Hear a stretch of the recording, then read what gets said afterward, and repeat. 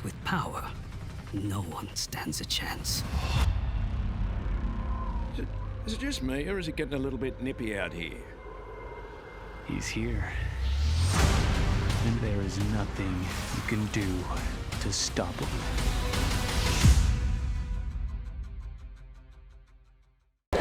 Kuai Liang. Zero. How you doing? Should I take this? Oh, yeah. Oh, I can just leave it on the table? All right, cool. All right. So, roll congratulations. You've worked on the franchise before, the games. What's your favorite thing about working for the performance? Wow. Yeah, I mean, I love, I did MK11 as Scorpion, so for this animation, when I first, my reps first gave me the script, they didn't tell me what it was for, so I was reading, I'm like, wait, oh, they want me to do Sub-Zero? I'm like, oh shit, so for me, it was awesome because both these characters are so iconic. I've been a fan of this game since its inception, 30 years ago. So for me to be able to have a voice on both sides is awesome. As you just said, it's a very iconic game. It's been around forever. Everyone loves this game.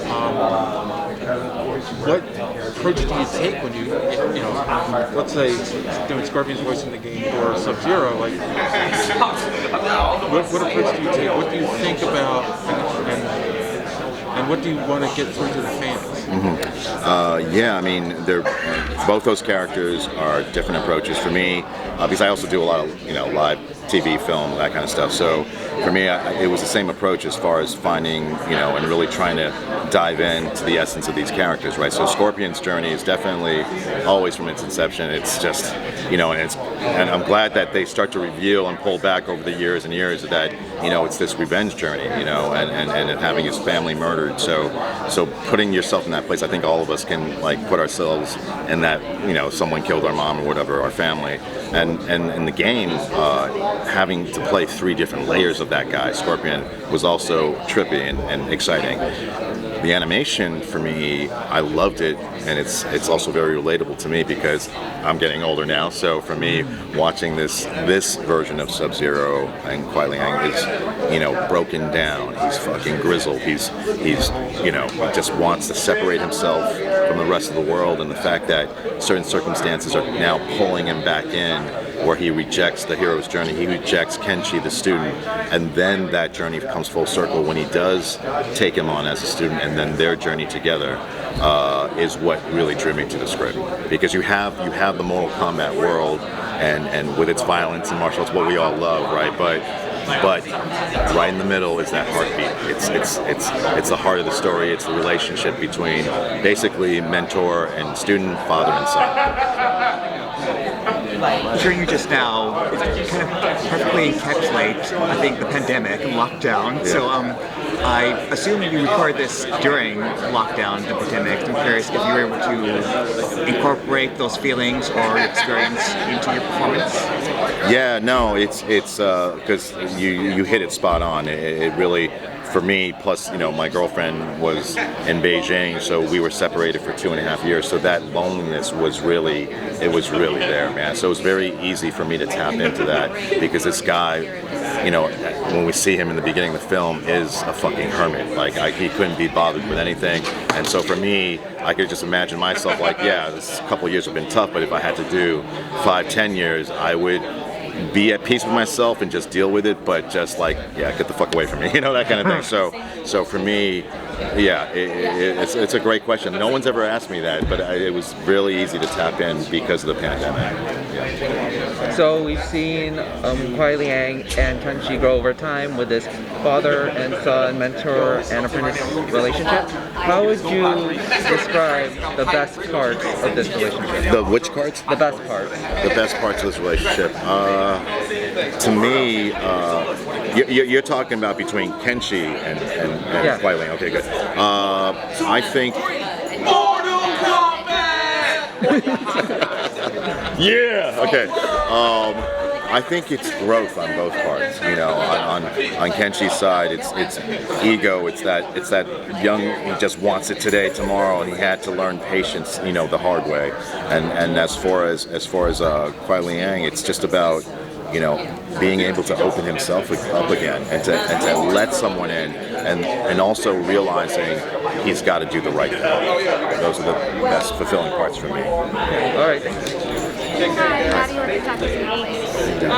you have experience with martial arts movies. Although this film is animated, does that help you in any way, like tap into this kind of? Yeah, it's funny because one of the questions earlier was like, you know, how do you keep your voice through all the action? Like for me, because well, number one, what really helped, like in second grade, I started theater. So I've been doing theater since I was a little kid. So you have to learn how to project your voice, but not make it look like you're projecting your voice. You know what I'm saying? So, but the martial arts, because of my, you know, martial arts background and just doing a lot of action films, you just tap in. So the best thing that applies to animation or voiceover is saving that voice, but you gotta come with it. So to me, I don't, like, a lot of people are worried about losing their voice. I think it's just over the years.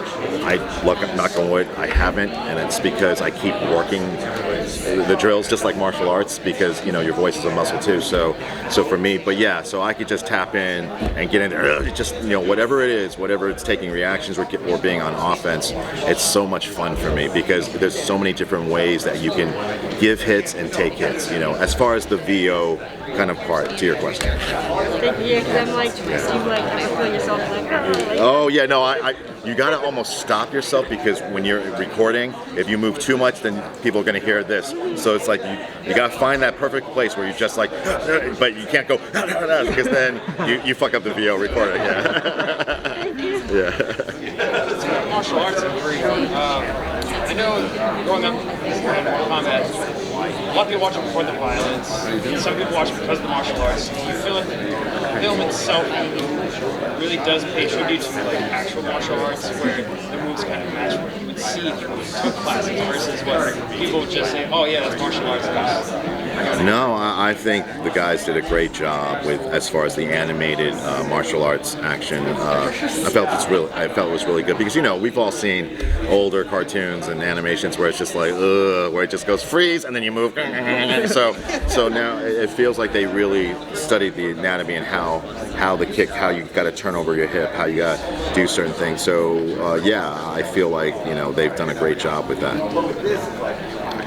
Did you have any input on like what moves you would be able to do like in the movie, or how you wanted to, her to kill a certain character or anything like that? Unfortunately, from a VO perspective, when I got brought in, most of the animation was done. Okay. So like I couldn't, like, you know, if it was this a live action, definitely if I was playing a character, right? But for this, but you know, for the most part, I thought that they did a great job, and to me, you know, like I said earlier, like this film does have the action, does have the stuff, but for me, I was also engaged with the story, the heart of the story. So, and I think that's why, like, Mortal Kombat's been, I mean, it's up to you guys too, but like, it's been so successful over the last 3 decades, but I think each decade they start peeling away at the characters and we learn more and more. And I think that's why the following base has been so strong, like guys from your age to my age, you know what I'm saying? You know, so I think it's really special. For you as an actor, what is your most fun? Oh man, I love playing bad guys. I think I like both in this kind of world, because, well, originally Sub-Zero and Scorpion were always like the bad guys, right? But in this animation, I feel like Sub-Zero is the Obi-Wan, you know, and for me, this is a more intimate story. It's more like, if we were to compare it to Marvel, it would be the Logan of the universe. So for me, you know, I love all Marvel films, but Logan was special to me, and it's because we give the audience an insight to how broken down he is, and you know, so you know, Sub-Zero and Logan were kind of similar in that kind of thing, where they just couldn't be bothered, but then something forces them back into the hero's journey. You're right. This is a great movie with Sub-Zero's whole journey. Yes. It does feel like it kind of ends, though. Would you want to continue on with this version of the character? Actually, I would love to. Yeah, because you know the ending kind of just you know it's gonna go somewhere now that he's back. But I'm curious to see where it goes. Even me as a fan, if I'm watching this, I'm like, oh shit, how's he? Okay, now he's back. All right, what was he gonna be like? So for me, definitely, yeah, it would be an honor. So I've heard that video games during intense workouts for voice actors, even though this is not a video game project, it's based on a video game, that's how the experience is. Yeah, for me, you're absolutely right. The animation, as far as taxing the voice, which was much less than the video game. And remember, the video game, I had to play 3 different Scorpions and 3 different sets of efforts and different stuff. So for me, that was a lot of stuff, and you had to watch yourself. But for this one, yeah, there was a lot of efforts and stuff. But like to me, for me, it played much easier. Yeah. Okay, all right. Thank you guys. Thank you.